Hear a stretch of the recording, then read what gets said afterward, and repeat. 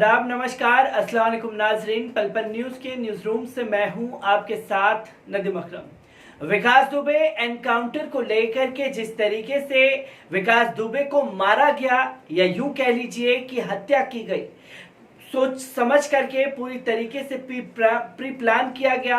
विकास Dubey encounter को लेकर के सरकार कुछ कह रही है, पुलिस का दावा कुछ और कह रहा है, पर इसी में उलझ करके योगी सरकार की पोल जो है विकास दुबे एनकाउंटर पर खुलने लगी है।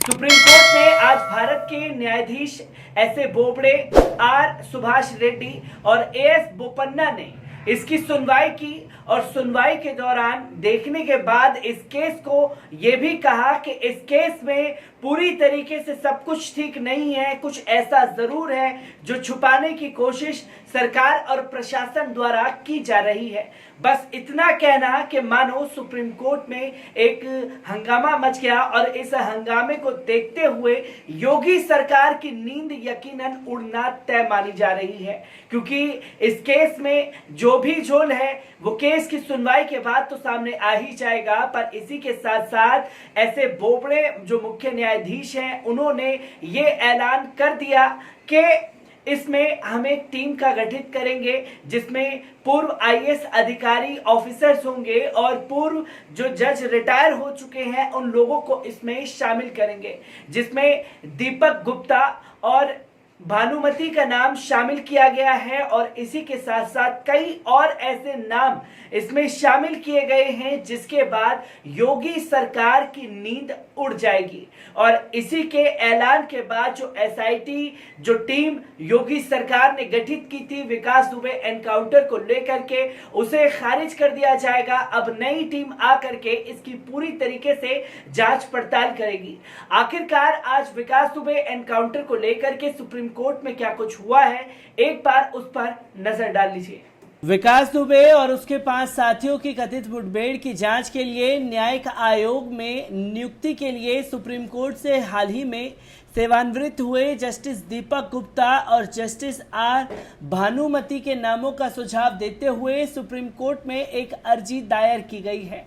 ये आवेदन सुप्रीम कोर्ट की पीठ द्वारा दिए गए आदेश के मद्देनजर दायर किया गया है, जिसमें भारत के मुख्य न्यायाधीश S A. Bobde, justice R. Subhash Reddy और जस्टिस ए.एस. बोपन्ना ने उत्तर प्रदेश राज्य को विकास दुबे और उनके सहयोगियों की कथित मुठभेड़ की जांच के लिए गठित न्यायिक आयोग में शामिल करने के लिए भारत के सर्वोच्च न्यायालय के सेवानिवृत्त न्यायाधीशों, सेवानिवृत्त पुलिस अधिकारियों के नामों के सुझाव वाली सूची के साथ अधिसूचना का मसूदा तैयार करने का निर्देश दे दिया है।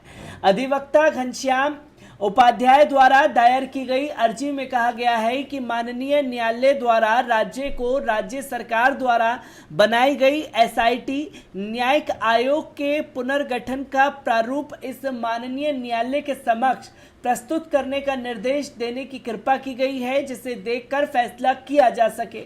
ये कहते हुए कि राज्य ने गैर जिम्मेदार और अनुचित तरीके से कार्य करके मामले की अपनी जांच में कई खामियों को अंजाम दिया।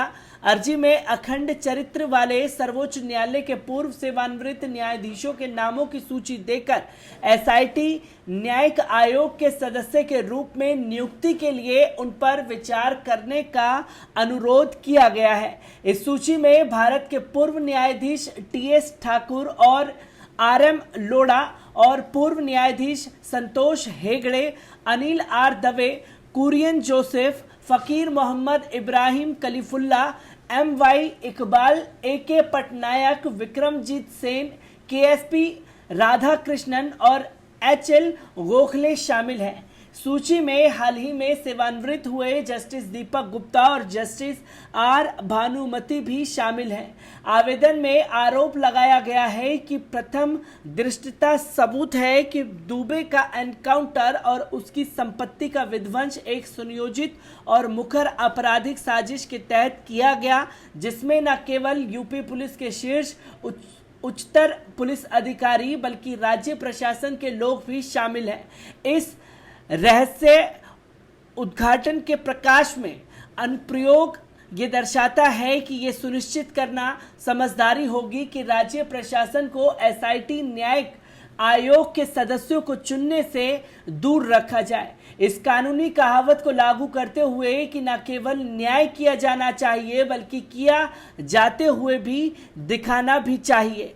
आवेदन में ये प्रार्थना भी की गई कि न्याय के नाम पर, विवेकपूर्ण सम्मान और निष्पक्ष जांच के नाम पर सर्वोच्च न्यायालय आवेदन में याचिकाकर्ता द्वारा प्रदान किए गए नामों का चयन कर सकता है।